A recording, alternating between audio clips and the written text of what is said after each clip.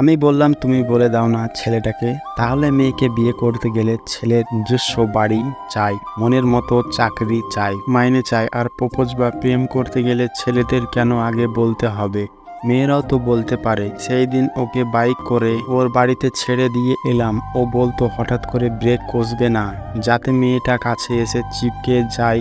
তোমার সাথে আমি বললাম তোমাকে ছাড়বো বলে আজ ভাইয়ের থেকে বাইকটা নিয়েছি।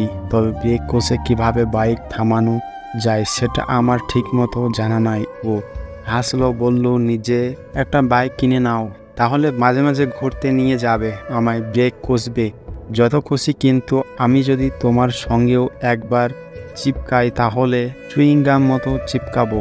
ছাড়তে পারবে না শহরের এই একা থেকে। তবে গ্রাম বাড়িতে ফিরে যায় ছুটির দিনগুলোতে, কারণ ওর জীবনে ওর দাদার গুরুত্ব অনেকখানি। ওর বাবা একজন সৎ পুলিশ কর্ম ছিল, ফলে মরতে হয়েছিল তাকে দুষ্কৃতীদের হাতে। সাথে ওর মাও মারা যায়। তখন ওর দাদা ওকে কোলে পিঠে করে মানুষ করেছে, তাই তার কাছে ওর দাদার গুরুত্ব অনেক বেশি। তবে বেশি চাপ নেই, ওর দাদা আমাদের সম্পর্কটা ঠিক মেনে নেবে এমন দাবিটা করেছিল ওর বৌদিও। কিন্তু ওদের বাড়িতে গিয়ে আবিষ্কার করলাম ওর বৌদি আসলে রিয়ার আমার ও বাড়িতে যাওয়া আসা লেগেই ছিল। কিন্তু যেটা ভেবেছিলাম সেটাই হলো, সুস্মিতার সামনে আমার সাথে ভালো ব্যবহার করলেও আমাদের সম্পর্কটা ভেঙে দিল ও।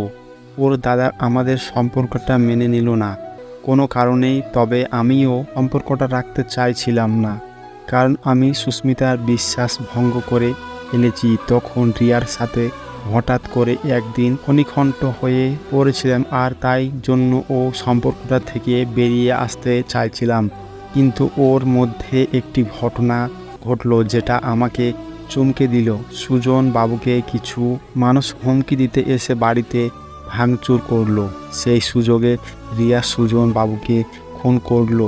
সারা পৃথিবীর কাছে খুব সহজেই প্রমাণিত হলো দুষ্কৃতীদের হাতে মারা গেছেন সুজন বাবু। কিন্তু রিয়ার যে দাবি ও সুজন বাবুকে খুন করেছে আমাকে ফিরে পাওয়ার জন্য। কিন্তু আমি অতটা স্বার্থপর না যে নিজের শোকের জন্য একটা মানুষকে খুন করে দেওয়াকে সমর্থন করব।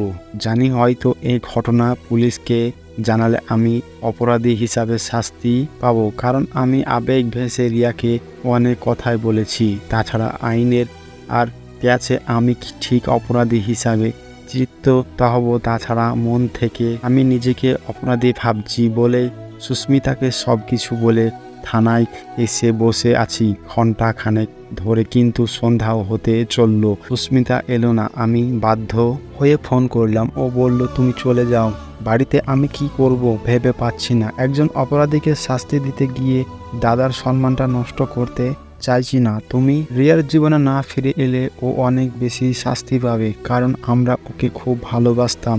ও ফোন কেটে দিল। আমি কি করব বুঝতে পারছিলাম না। আমি আমার সিম হারানোর একটা জিডি করলাম, আর থানা থেকে বেরিয়ে এসে সিমটা ফেলে দিয়ে নতুন একটা চাকরি জোগাড় করব ভাবলাম। কারণ এই শহরে ভিড়ে ব্যস্ততায় সুস্মিতা রিয়ারা ঠিক হারিয়ে যায়।